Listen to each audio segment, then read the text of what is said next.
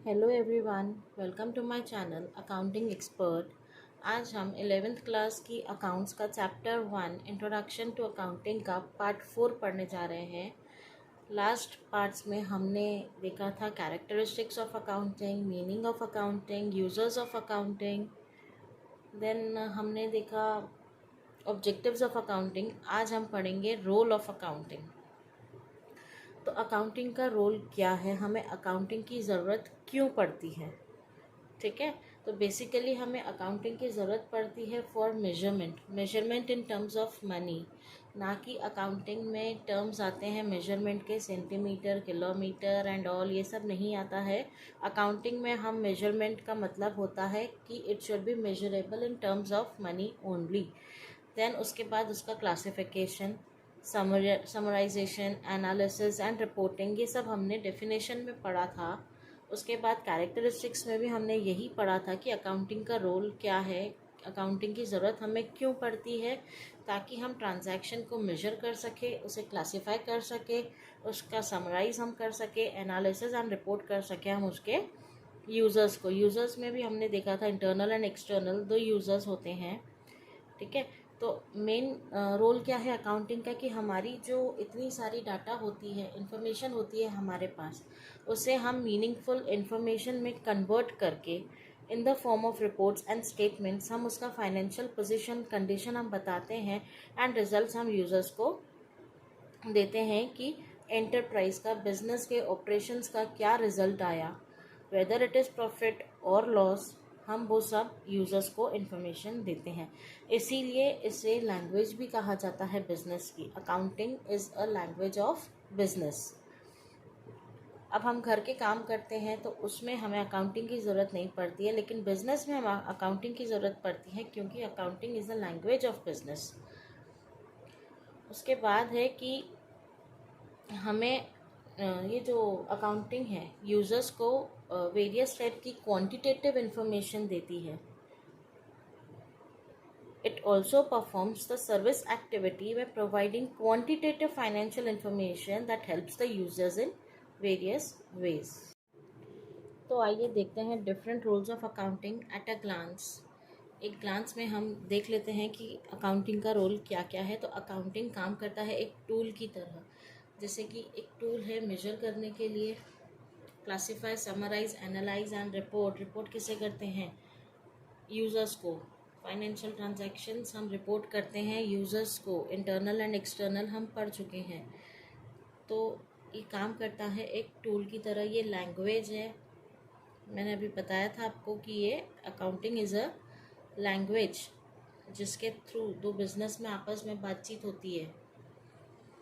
As a historical record इसीलिए कि हम जो भी रिकॉर्ड करते हैं हम जर्नल में रिकॉर्ड करते हैं। तो जर्नल में हम डेट वाइज रिकॉर्ड करते हैं और जो एक्चुअल अमाउंट होता है उसी पे हम रिकॉर्ड करते हैं।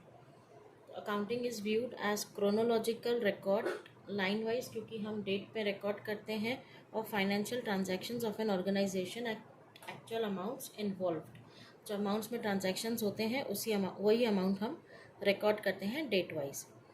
एज करंट इकोनॉमिक रियलिटी, इसका मतलब कि एंटिटी ने जो भी कमाया, जो भी इनकम हुई, उसकी ट्रू इनकम हम रिकॉर्ड करते हैं। तो it is viewed as the means of determining the true income of an entity. Entity मतलब business, namely the change of wealth over time. Number 5, as an information system, it is viewed as a process that links an information source क्या होता है? Accountant, to a set of receivers जो कि users होते हैं। तो एक channel of communication के थ्रू इनके बीच में लिंक बनती है एंड डाटा इंफॉर्मेशन ट्रांसफ़र होता है as a commodity. Specialised information is viewed as a service which is in demand in society में अकाउंटेंट्स की बहुत डिमांड है, क्योंकि अकाउंटेंट जो है सारी अकाउंटिंग इन्फॉर्मेशन, जो स्पेशलाइज्ड इन्फॉर्मेशन होती है, वो प्रोवाइड कर सकता है, इसीलिए it is treated as a commodity. अब हम देखेंगे advantages of accounting. Advantages of accounting. Accounting के फ़ायदे क्या क्या है। तो पहला तो अकाउंटिंग हमारी मदद करता है रिकॉर्ड मेंटेन करने में। बिजनेस ट्रांजैक्शंस के जितने भी रिकॉर्ड्स होते हैं वो सब मेंटेन करने में अकाउंटिंग हमारी हेल्प करता है।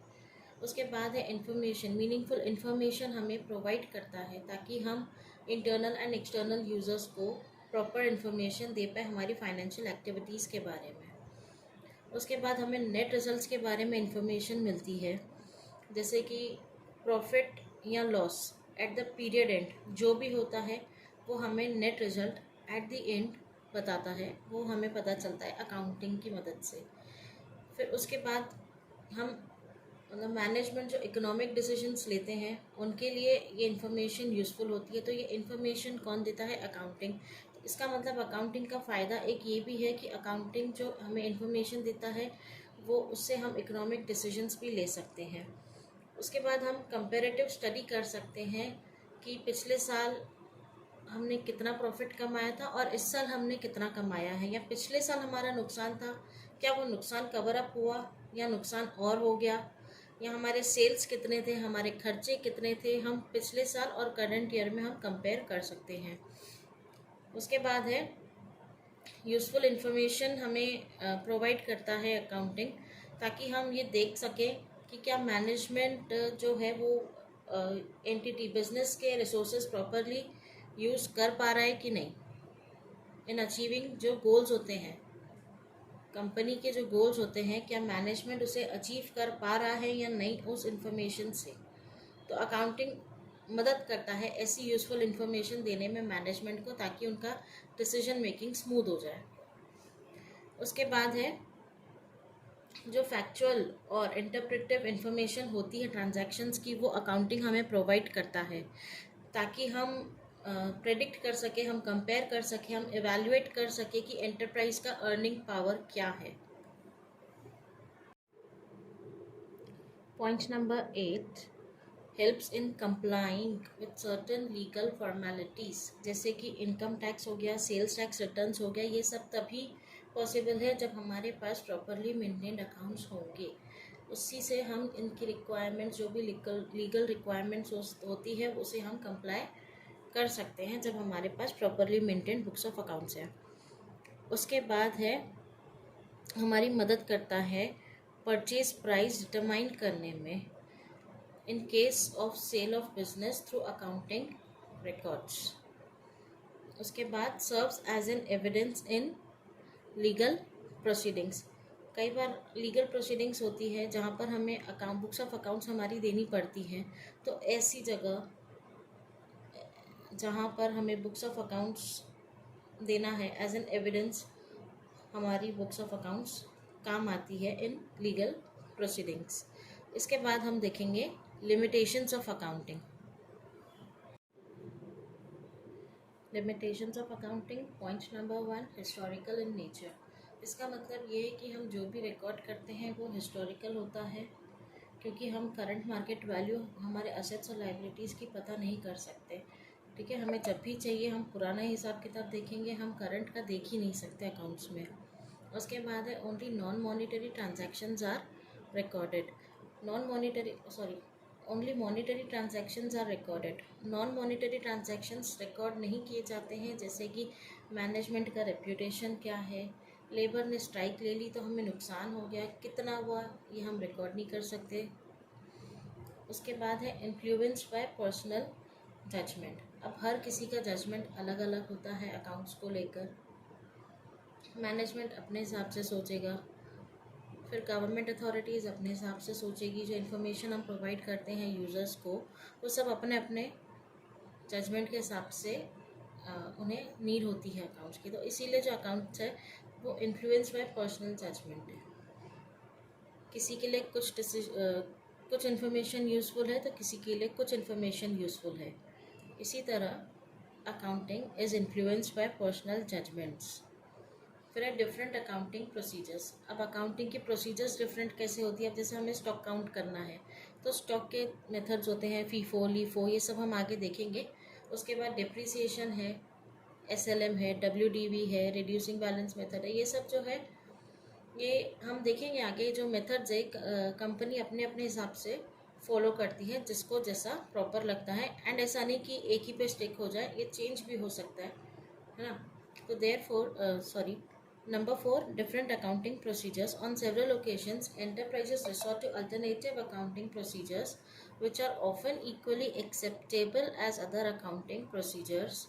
सारे मेथड्स एप्लीकेबल होते हैं, जैसे मैंने एग्जांपल बताया ना अभी, स्टॉक काउंटिंग का, डेप्रिसिएशन का, तो जितने भी मेथड्स होते हैं सारे मेथड्स एप्लीकेबल होते हैं, सब लोग अपने अपने हिसाब से उसे फॉलो करते हैं। Therefore, accounting statements do not always present comparable data. अब हम अगर आधे साल में एक मेथड फॉलो कर रहे थे, नेक्स्ट ईयर में बाकी आधे साल में हम दूसरा मेथड फॉलो कर रहे हैं, तो वो डाटा जो है वो हमारा कंपेरेबल नहीं रह जाता। Point number 4, ignores money level changes. तो अकाउंटिंग में जो इन्फ्लेशन आता है वो इग्नोर किया जाता है, प्राइजेस चेंज होते हैं फ्रॉम टाइम टू टाइम, वो इग्नोर किया जाता है, और मनी वैल्यू भी चेंज होती ही होती है, वो भी इग्नोर किया जाता है। तो ये एक लिमिटेशन है कि अकाउंटिंग जो है मनी लेवल चेंजेस को इग्नोर करता है। उसके बाद जो है हमें हमारी रियलाइजेबल वैल्यूज़ जो होती है वो नहीं दिखती है, जो असेट्स रियलाइज्ड नहीं माने जाते उनकी net asset value accounting statement नहीं बताता है। इसीलिए पॉइंट नंबर 6 है, realisable values not shown. The accounting statements do not reflect the increase in assets value that are not considered realised. Point number 7 है, विंडो ड्रेसिंग। विंडो ड्रेसिंग क्या होता है कि मैनिपुलेट करके सारी चीज़ें अच्छी अच्छी बताना। अगर बिज़नेस में नुकसान हो रहा है तो अकाउंट्स में हम मैनिपुलेट करके उसे बता देंगे कि हमारा फ़ायदा है, तो जिसके लिए जो इन्फॉर्मेशन जैसी है उसके लिए हम वैसी पोजीशन क्रिएट करते हैं, उसके लिए हम फेवरेबल पोजीशन क्रिएट करते हैं बिज़नेस की। जैसे गवर्नमेंट का टैक्स हमें बचाना है, हमारी इनकम, हमारा प्रॉफिट हम कम बता देंगे।